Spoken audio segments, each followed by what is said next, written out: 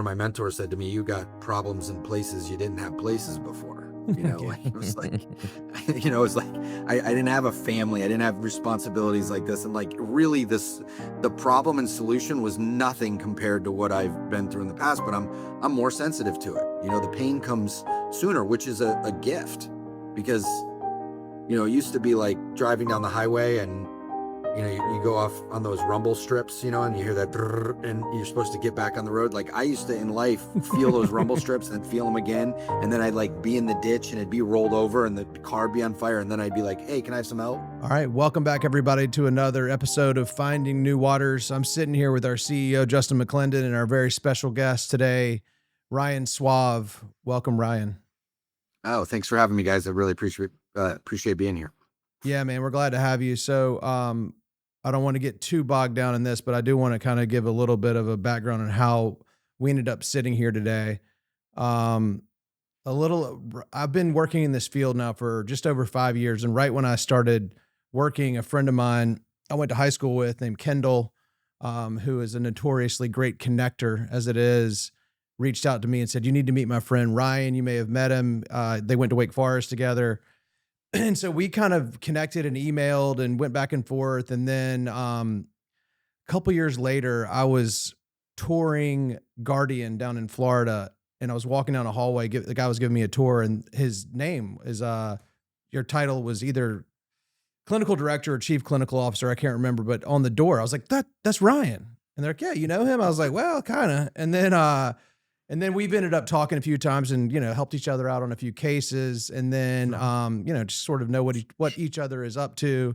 And then he was recently on the Huberman Lab podcast, and Kendall sent me the thing, and I'd already seen clips of it. And she said, "You should get him on the podcast." I was like, I'd like to think I already had that idea, but I'm not sure. But anyway, so I reached out to him, and I think part of the deal was he said, "Listen to the whole thing. It's 3 hours." And I did immediately. My next drive, I listened to the whole thing. It was so good.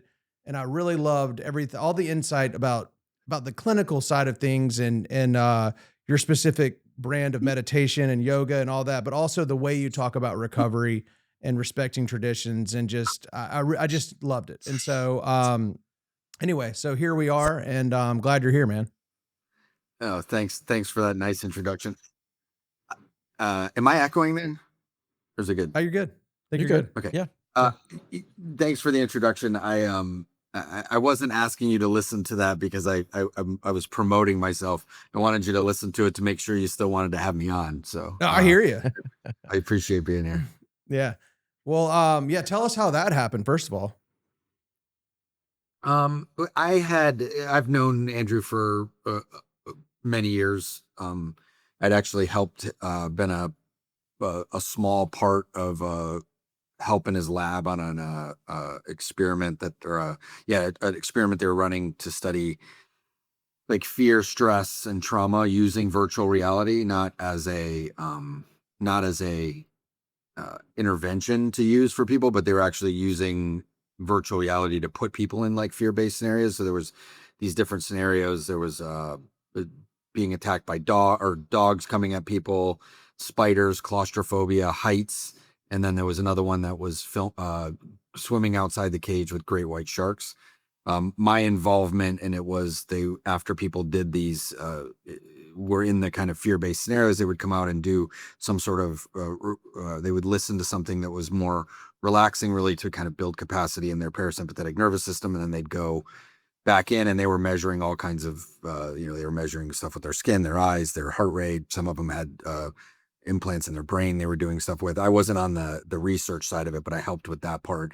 And I also got to go on the trip when we filmed the great white sharks. We were on a boat with some other guys for a week off the coast of Mexico, like a couple 100 miles off the coast. And they had permits to swim outside the cage with these sharks. And they had, another friend had this 3D virtual reality, Michael Muller's his name. He had this 3D virtual underwater camera that they were filming the sharks with. And I had a permit to go outside the cage, but I did not go outside the cage. I actually blamed it on my wife. I said my wife wasn't going to let me do it, but I don't know if it was really my wife. I mean, there were hundreds of them, and they were, the size of a car.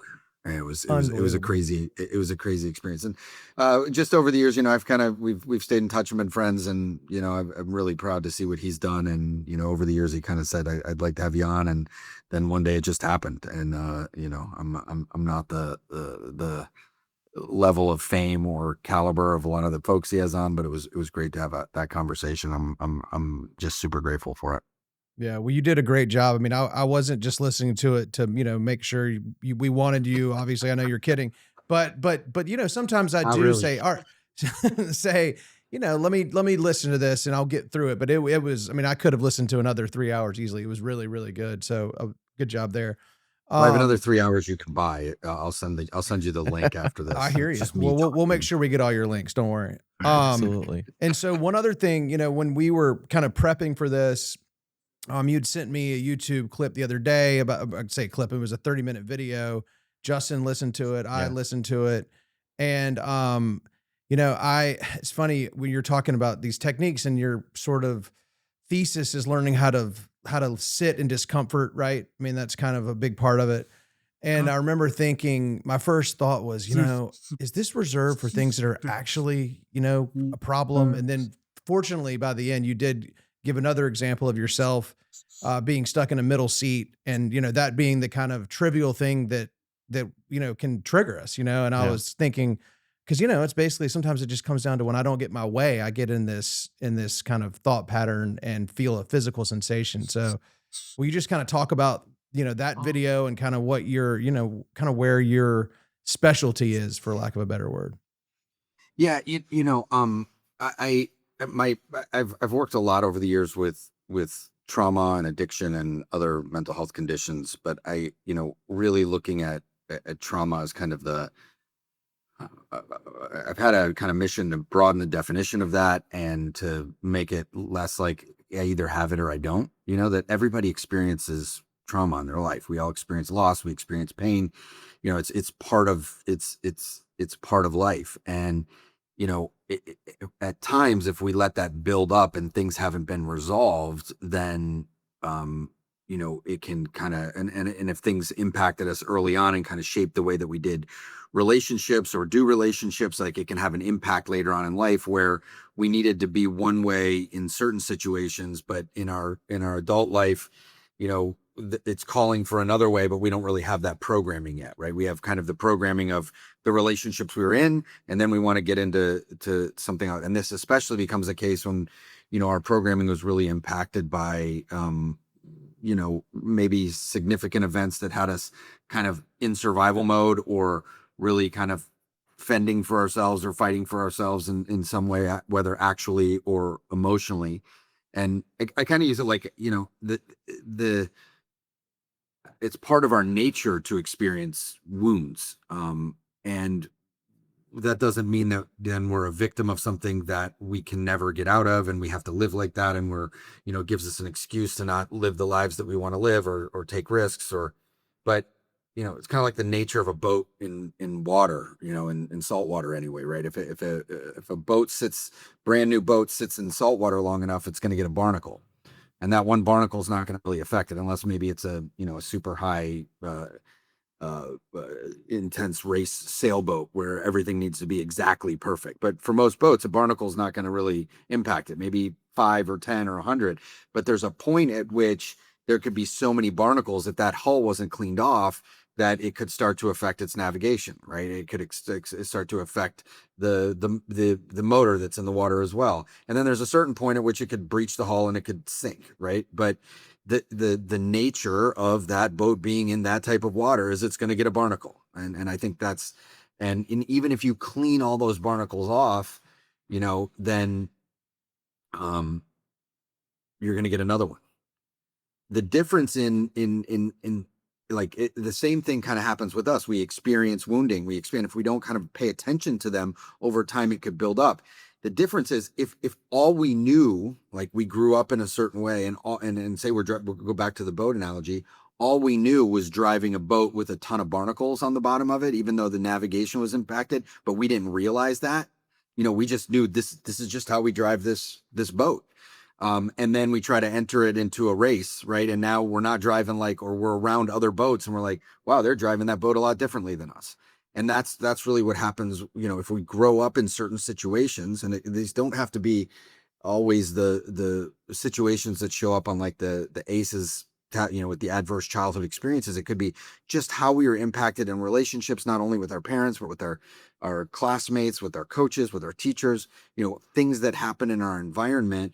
But if that's all we know until we get out in the world, and it seems normal, and then we get in the world, and maybe you go to college, maybe you get in a relationship, you go to work, and it's different, but you're still driving the barnacle covered hull boat of yourself. I'm kind of mixing metaphors here, I guess, but now you start to see where it's different. I've had a lot of people I know that say, I didn't realize that that things were not, I don't even want to say dysfunctional, but weren't effective in my family until I spent time with another family, or sometimes until I saw a family on TV. Right. And then you start to realize that. And that doesn't mean that what you did was wrong or bad or the way that you were raised. It's just a matter of looking and saying, okay, this is how I've been shaped. And now, does this shaping still fit in the scenario that I am in my adult life? And also, along with that, a lot of people will come, you know, if you had to live a certain way, you're going to be living that way, and it's kind of the only gear you have, right? And then, so someone, let's say they grew up in a family where, their parents maybe weren't paid attention to in their childhood, and now they're doing the opposite and trying to give them every opportunity. But it kind of feels to the kid like they're living the parents are living vicariously through them, and they start to orient in a way that they feel like, I have to be perfect in order for my parents to be happy, even if the parents aren't meaning that, right? So now that sets up this kind of transactional nature of like, to get love, I need to do something, right? Or to be liked, or to be effective. That person may grow up and be able to build a business, be super successful, and in transactional relationships, they're really great. But then they try to apply that to their marriage, or their, romantic relationship, or their children, and it doesn't work. So then they have this dissonance where they're really successful, or feeling really successful in this one area, but then in these other areas, they're, not feeling like, maybe their marriages are falling apart, their kids don't like them, they don't know how to be an effective parent, all of these things. And so eventually that stuff leads to there being a lot of stress in the system, right? A lot of people get stressed by this stuff, especially if like they can be really good at work, and then at home it's really challenging. And that discomfort, stress builds up and creates discomfort in our bodies, and our nervous system, and our brains. And eventually, I mean, this just goes back to like A literature, where, Dr. Silkworth said we drink essentially because men and women drink essentially because they like the effect produced by alcohol. I believe that effect is relief, that they're looking for some sort of relief from the stressors of their life. And that's where that stress builds up like those barnacles, and then eventually people are looking for relief in all kinds of things, and those become either in actual addictions or addictive behaviors, in all levels of acuity and intensity. Ryan, something, I mean, that last bit that you said there reminded me of something I heard in the YouTube video that we watched, and I'm probably going to butcher this, so feel free to correct me, right? But I think you said something along the lines of, we perceive discomfort as dangerous. Does that sound pretty accurate? I mean, I think we're designed we have an evolutionary design that's pretty amazing as humans, right? And I think our bodies and brains have not evolved as fast as technology has, right? So, 300 years ago, there was a lot of things that we'd lived out, and a lot of people still lived in nomadic tribes, or lived off the land, and there was a lot of things that were dangerous. I mean, there wasn't even a tooth. A tooth infection could be dangerous. We didn't have antibiotics, right? I mean, there was not only that, but the weather, uh, we weren't quite as at top of the food chain. Maybe not that animals were eating us, but there were a lot more animals that were dangerous. Wars were a lot more violent. There was a lot of stuff, and we have a part of us that's like an animal or a reptile. You'll hear it talking about the reptile brain that's just kind of looking for threat all of the time. And we want that to be there. But, nowadays, whereas, 200 or 300 years ago, maybe 100 years ago, maybe less, there were a lot more things that were threatening to us on a daily basis. We don't really live at least in, developed nations in the West, especially, the majority of people are not living in a constant state of immediate physical threat. Probably the most that we do every day is driving, right? I mean, you're hurtling down the road, right?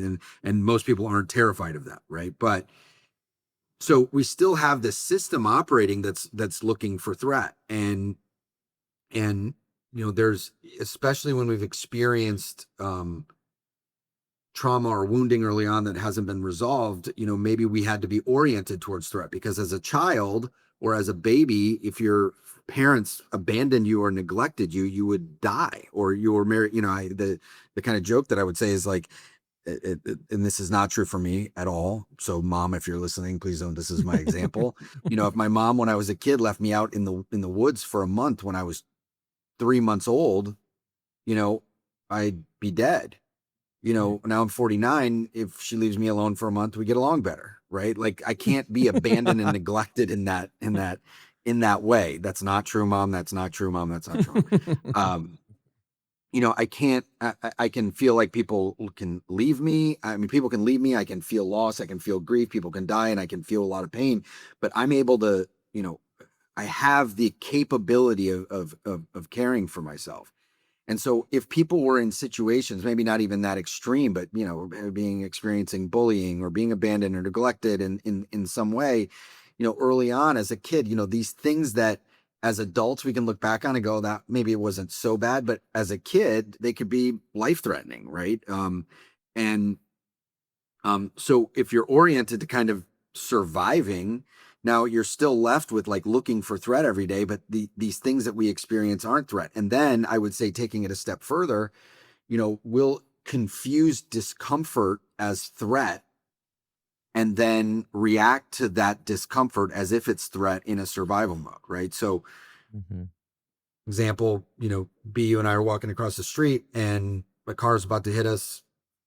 You see it. I don't want you to grab me and like ask me to teach you how to meditate and have compassion for the driver.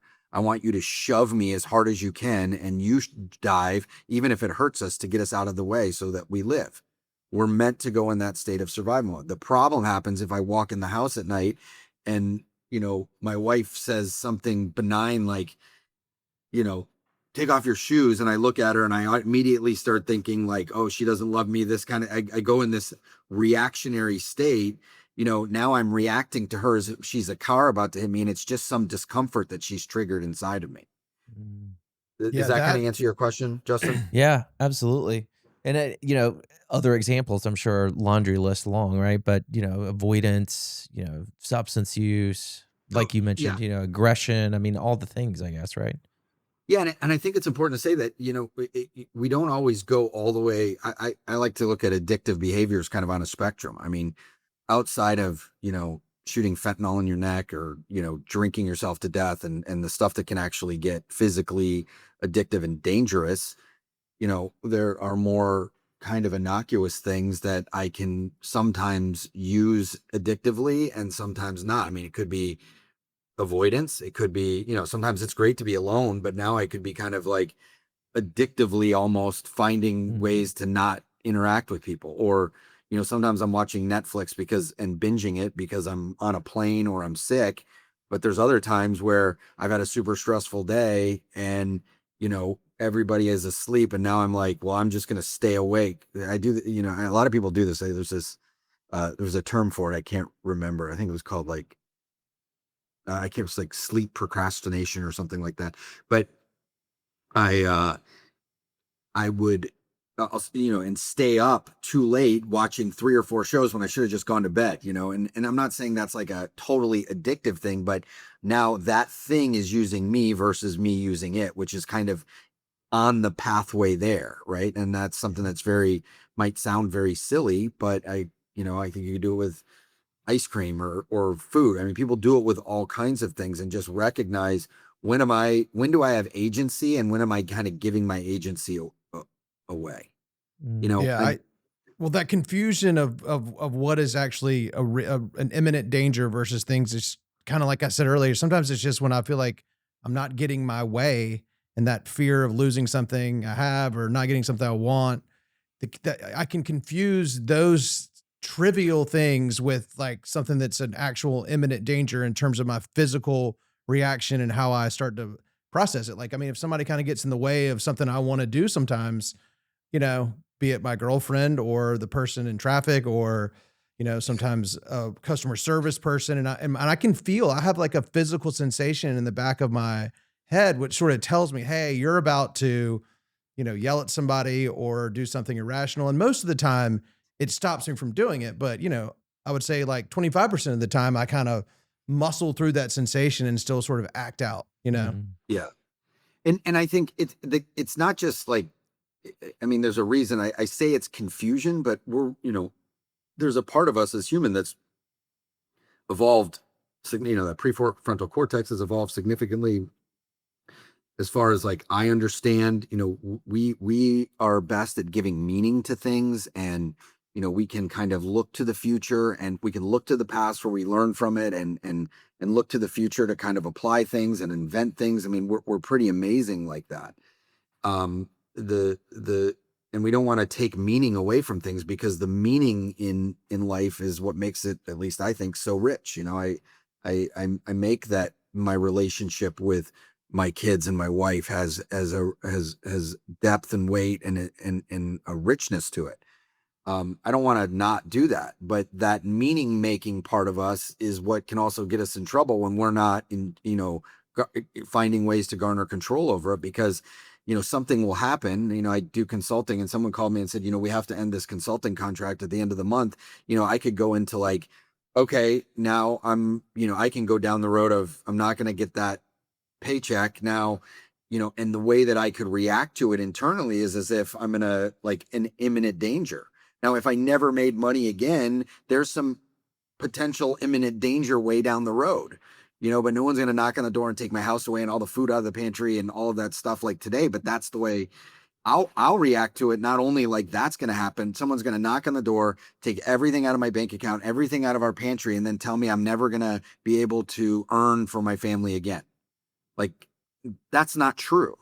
Right. And even if it was a truth that could happen, it's several steps down it's like way in the future, weeks, months, year, more, and so when I get in that reaction where it's like I'm in a survival state based on something that might happen even if it did is down the road, then I actually miss out on what the steps are that I could use to solve it today, and I miss out on a quality of life. So there's this kind of balance that we want to build between, like, we don't want to just make everything neutral and be like, oh, I don't care about anything.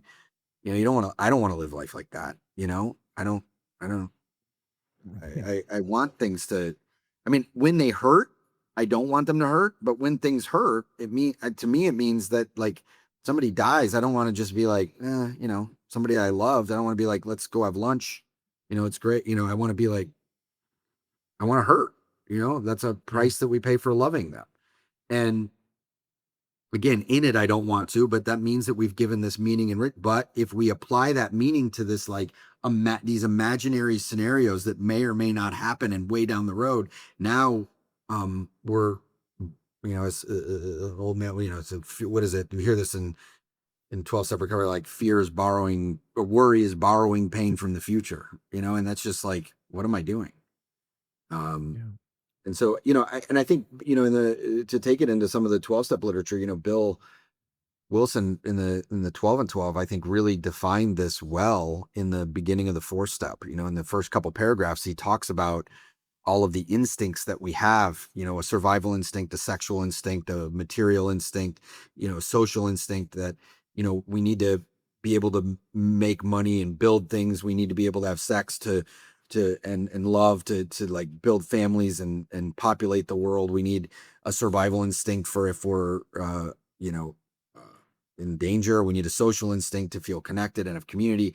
But it's when he goes on to say that, like, most of our emotional problems, and I'm not going to get this a quote, most of our emotional problems are because of misdirected instinct. I need too much money, or I need, what am I putting at the top of my list? If I wake up in the morning and money is the most important thing to me, now that most important thing to me is almost like my God, and or my master, and I become a slave to it.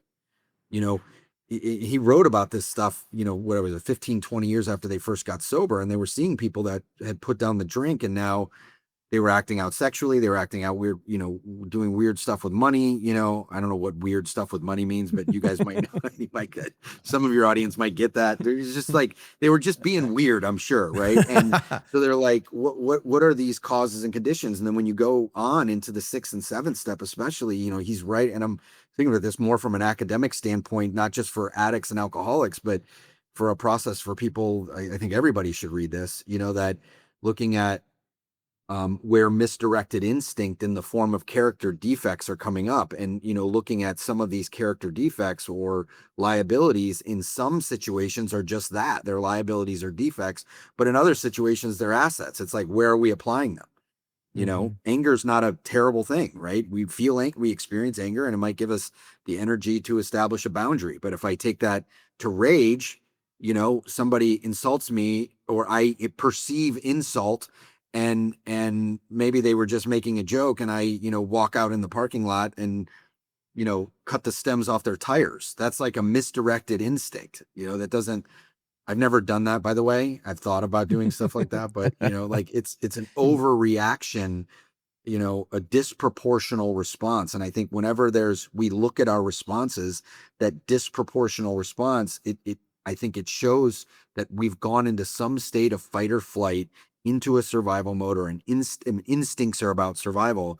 And we're choosing from that rather than like experiencing it and then making our choices based on what's best for us and those around us. Yeah. So Ryan, what I think I'm hearing anyway, it sounds like the work, so to speak, quote unquote, is kind of like trying to find a way to exist in the middle, right? Not the extremes, or not the lack of sensitivity, if you will, but maybe trying to find that middle ground where we can react appropriately. What do you think about that?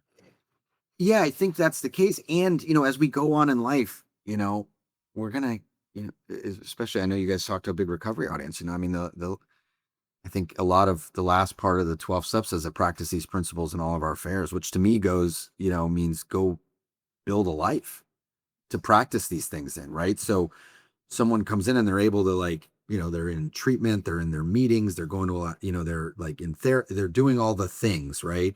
And they're in their bubble, and then, and maybe they're single and they haven't really been working, and, they're able to practice these principles. And then all of a sudden they get in a relationship. Now there's something else for that to bump up against, right? So they're probably going to go, and even if they found the middle, right? Mm-hmm. Or balance. And that's another thing. Balance isn't like I'm standing still. Balance is like, whoa, I might get in, and I might even touch the ground. And then maybe they get a new career, they go back to school, and they've got something else for that to bump up against. And they've got all these people in their lives and responsibilities. And so not only, there's two things happening. They got more places for those reactions to happen. And they also generally become more sensitive to their emotions. I went through something recently, something happened, when I have something these days that like really puts me in fear, or I've got enough tools and people, mostly the people around me, that it doesn't last very long. It doesn't mean that the problem is not there, but I'm not having that overreaction to the problem, and it was probably 12 hours, maybe a day. And I was like, oh my God, this is like when I first got sober. Before that, like I was just terrified. And looking back at it, it was nowhere near that. As one of my mentors said to me, you got problems in places you didn't have places before. Like it was like, it's like I didn't have a family, I didn't have responsibilities like this, and like really the problem and solution was nothing compared to what I've been through in the past. But I'm more sensitive to it. The pain comes sooner, which is a gift, because it used to be like driving down the highway, and you go off on those rumble strips, and you hear that, and you're supposed to get back on the road. Like I used to in life feel those rumble strips and feel them again. And then I'd like be in the ditch and it'd be rolled over and the car would be on fire. And then I'd be like, hey, can I have some help? Like now that noise, thankfully, comes a little sooner. And so I think the work is, finding a way to be in the middle, but most importantly, being able to recognize when you're out of that middle that if we're going to use the word middle or balance, that you've declared, this is the life I'm living with the principles I'm standing on. And I can recognize when I'm in reaction sooner and return out of reaction quicker. Now, that doesn't mean if I'm really sad or upset about something that goes away. But if I can start to recognize what's the overreaction to it, and remove and work through the stress around the stress, then I can lean into whatever I'm dealing with, because we're going to have problems and pain. As a wise man once said to me, you're going to get sober and then things break and people die every day. Yeah. It's part of life. Yeah, and It is. one of the things I've heard you talk about too is using these tools. If you're in recovery, whatever form, if it's 12-step and using that and prayer and meditation. And I want to hear a little bit about it's yoga nidra, right? That's what you do. Is that what it's called?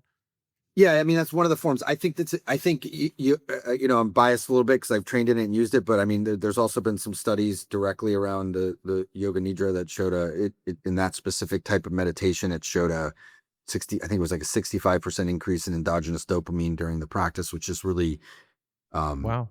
I'm not a scientist, so I'm not going to be able to take you down all that, but there's some research out there that people can find. What I like about it is Nidra means sleep. So it's a yogic sleep. It's a sleep-based meditation. So you do it mostly, you can do it sitting, but most people do it laying down and you just listen. It's not necessarily to replace all other forms of meditation, but it's a technique that kind of disappears the technique. You don't have to really think about anything. And it's kind of designed to take through some like brief little movements and things, and then down into this like relaxing state, to take your brain to the brain waves to the levels that they are in sleep, and in sleep, in those deeper brain waves is where we're, in slower brain waves in general is where we're more creative. And I don't have the, anecdotally, I would think that, for me, a representation of that is we dream, and your dreams are like, why can be, at least mine are, they can be wild. I can be anywhere in the world or outside of this world with people I know or don't know, doing one thing 1 second and something completely different, like eating dinner with a famous person for a second, then like flying on a crocodile next, right? Like that's pretty creative. Or like kids are very creative, and imaginative. And so when we can get into those lower brainwave states, we can start being more creative. And that's important because when we're in these higher brainwave states and all these thoughts are going, we're just grabbing onto the thoughts that we've had before. And it's like, I know what to do in this scenario. I'm just going to do the same thing again. And we're not even actively thinking that, we kind of become these robots just plagiarizing from our past. And when we can slow down, and there's this yogic principle I like called stilling leads to seeing. The more that I can still, the easier I can see what's happening, because what I see happening is impacted and kind of by my historical, my memory, my imagination, my kind of pre-programming. It's why attorneys will tell you, criminal lawyers will tell you, eyewitness testimony is like the worst, because you have 4 people, they'll see 4 different things, just based on their own perception. And as we move through time, our perception changes. We have different memories of our past. The two of you could have traveled together 10 years ago and you'll both have a different memory. You might have a different memory of where you ate or what day it was. Nothing major. It's just to recognize that we're kind of adding more perception and distortion to our memory as time goes on. And so this yoga nidra is a way to really kind of slow those brain waves and kind of get to that sleeping state. I think he coined it, but Andrew did it, and we talked about it on the podcast. Huberman really has brought it forward to another form that's not so much, because some people don't like, the term yoga, whether it's because of a spiritual practice or something else, or, it's more Eastern than Western. And that's fine. My yoga, the people that I learned it from who were Indian said, call it whatever you want, like get people to to find ways to be still in the ways that they can. So there's another form called non-sleep deep rest, which is basically the yoga nidra without kind of using intention. And there's a ton of YouTube videos out there now and apps that you can do. A great one is my friend Kamini Desai has an app called I think it's called I Am Yoga Nidra. If you look her name up, it's like $4 and there's some great yoga nidra and NSDR in there, and you just lay down and listen to it. And the idea is that now you can kind of bring that sleeping state into the waking state, meaning bringing those slower brain waves into your daily life. Yeah. Another byproduct of it is it's like taking a nap. So you kind of get the benefits of sleep. So people that don't sleep well or find themselves in stressed out situations throughout the day, as you practice this over time, it kind of can help you build that, not only get into the slower brainwaves, but kind of build capacity in your parasympathetic nervous system, which is what allows us to come out of fight or flight. Absolutely. I'm And then a big proponent. whatever Go- tools go- you use, I really, I like for people to set up a practice of tools that are both proactive and reactive. So proactive are the tools that you schedule. So people that go to therapy, go to meetings, they work out, maybe they do a meditation every morning, they go to church, meet with friends, you have it scheduled, right? You do this on Tuesday. You don't know if you're going to need it on Tuesday, but you're doing it anyway. And it kind of builds capacity for you, right? You might not be in crisis, but you're going to therapy to grow. I always tell people the second best time to be in therapy is when you're in crisis. The best time is when you're not, right? You can work through this stuff without that. And then reactive tools are the things that when you recognize that you're maybe in that heightened state or overreacting, and I don't mean overreacting in a way that like someone uses that to say, oh, you're just overreacting. I mean, like there's a disproportionate response. Those are tools that you can employ quickly. Like if you recognize that and you're in a meeting, you're probably not going to lay down on the ground and listen to a 30-minute meditation or call your therapist, right? You're not going to do that. These can be very short, like breathing techniques that people can use. Sometimes there are things that could be employed in a scheduled or deployed in a scheduled state, like proactive. But the proactive things help you raise that capacity to be able to experience that discomfort, allows you to be able to still so that you can see. It just improves your overall wellness. And the reactive are, I'm way out of balance. How do I get back to that middle that Justin was talking about? That's exactly what I wanted you to talk about is, we can have these scheduled, like you said, and have our, our maintenance, our spiritual maintenance program, whatever. But to have these tools, can you elaborate a little bit on some of these tools to use in a reactionary fashion? Like if you're in a meeting or in traffic or in some situation where you just kind of feel yourself getting, disproportionately angered or dysregulated? Yeah. I mean, I think another thing that comes out of, I mean, it probably was around a lot longer than that, but I like the way that he writes about it in 12-step literature or the Alcoholics Anonymous literature is to pause when agitated, right? And I really think that if I could have a superpower, it wouldn't be to fly, it wouldn't be to be invisible. If I could literally every time pause when I'm agitated,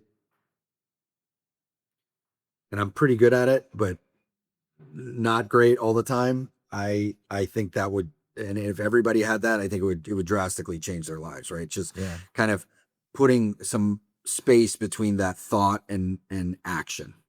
I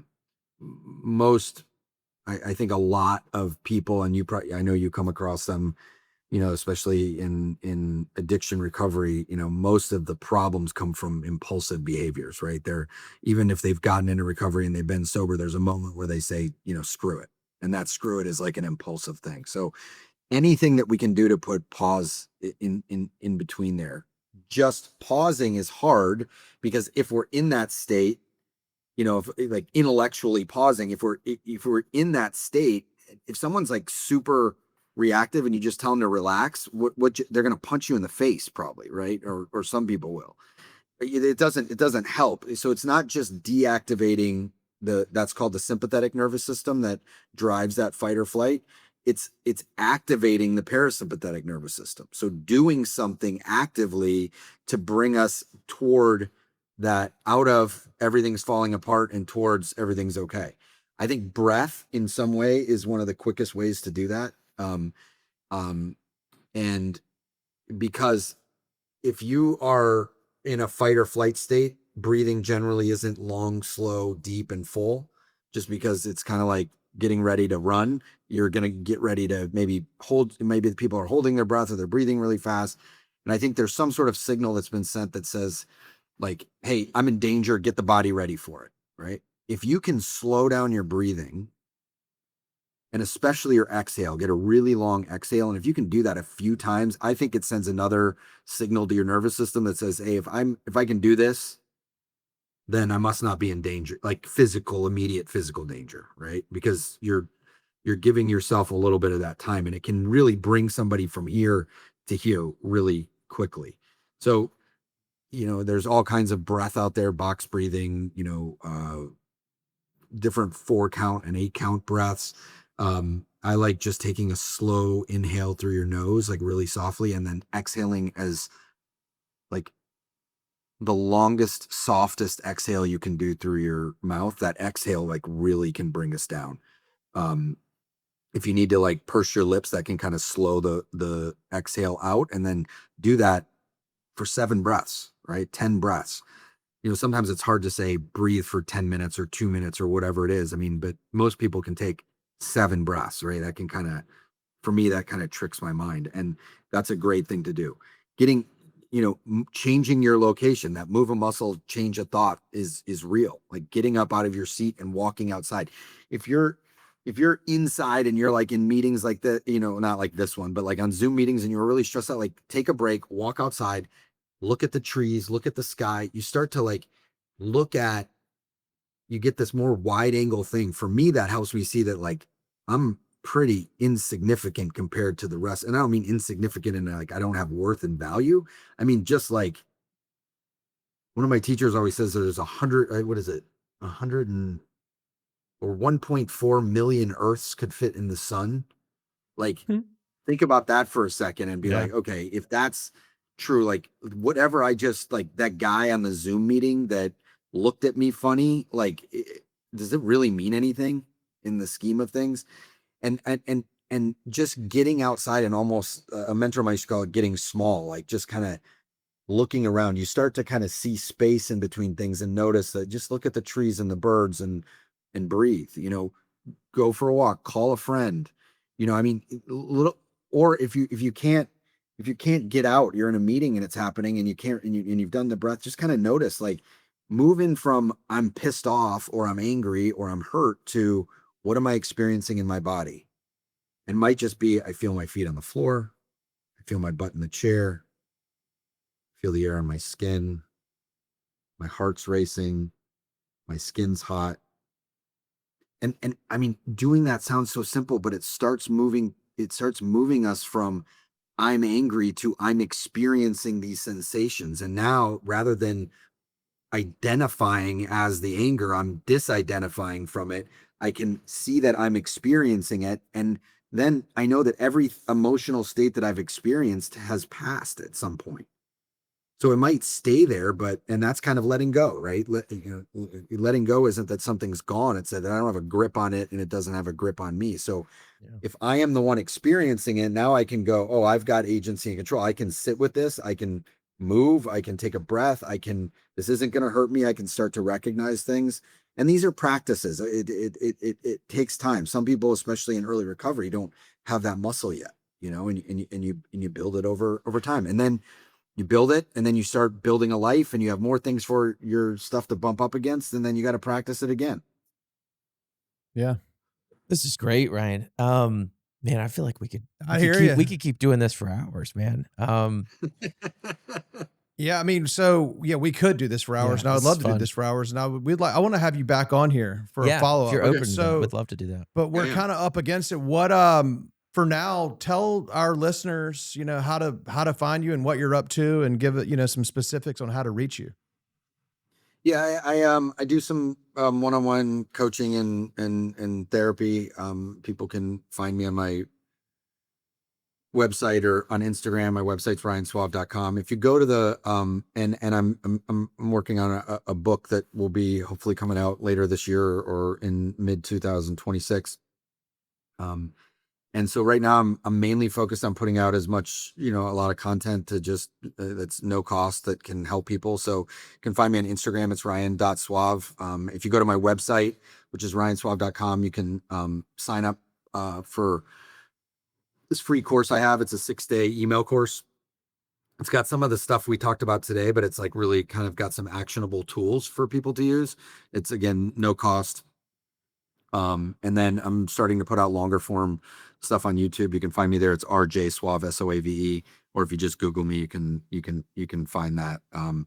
So mostly I'm really focused on that. And then I also do some, I like to keep my clinical chops up and try to help some people that way. So I still do a bit of that. I also like work with groups and do speaking engagements and stuff like that. So I'm pretty easy to find on that website. People can email me directly through there and I'll be the one responding. It won't be an AI chatbot. Awesome. That's fantastic. Soave, Soave. Yeah. Right. This is perfect for like the wine, not the shampoo. I hear you. Well, hey man, I thank you so much for being here. Thank you to Kendall for connecting us 5 years ago, and thank you, Justin, for being here. Absolutely. Thanks, Justin. Man, nice to meet you. Man, just can't thank you enough. Thank you, thank you, thank you. A lot of fun. Thank you, awesome. Ryan. Cool. If you liked what you heard today or just want to know more, give us a call on 919-670-8119 or visit us at newwatersrecovery.com. Thank you.